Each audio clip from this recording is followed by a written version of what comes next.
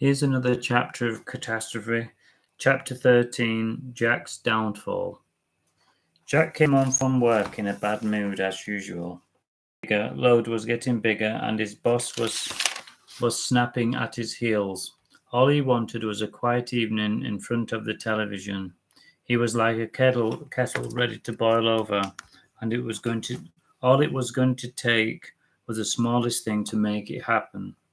Unfortunately for Jack and Mary, that's exactly what would happen. He slammed the door a little too hard and then he checked himself and went into the living room with a false smile on his face. Mary was sat in the armchair smiling and petting the ring.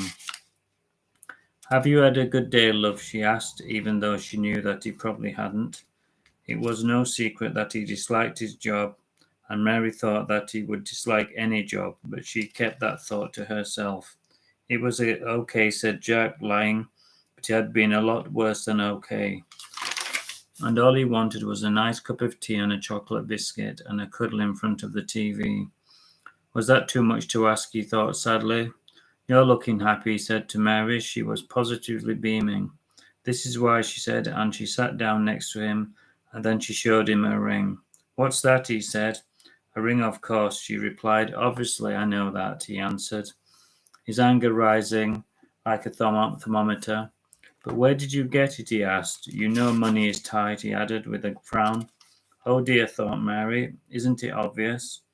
Kate upstairs could hear their voices growing louder, and she did the one thing that she always did.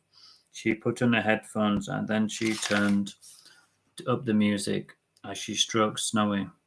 "Snowy is a great stress buster," she thought happily.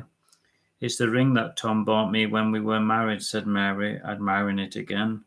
"I thought we weren't going to talk about Tom," said Jack, his voice getting louder, and it was hard for him to control the jealousy inside him. He hated Tom. "I'm not happy with you wearing that," he said in a louder than usual voice. "What harm can it do?" said Mary, who was acting like she was intoxicated by it. "It reminds me that you're still married," said Jack, his voice rising further. Kate turned the music up louder to drown out the noise. "It's just a ring," said Mary. "It doesn't mean anything," she insisted. "Then why are you still wearing it?" said Jack, throwing his newspaper onto the ground in frustration. "I'm fed up with your temper," said a distressed Mary. "All you seem to do is shout and look angry. You never laugh or smile. And I'm so fed up with it," she shouted. "At least Tom had a sense of humour," she said, "and he also liked cats." This was the final straw for Jack, and he stood up, ready to go out. "Where are you going?" she said, crossing her arms. "To the pub," he shouted. "What a surprise," she muttered under her breath, as he slammed the door and silence once more descended on the house.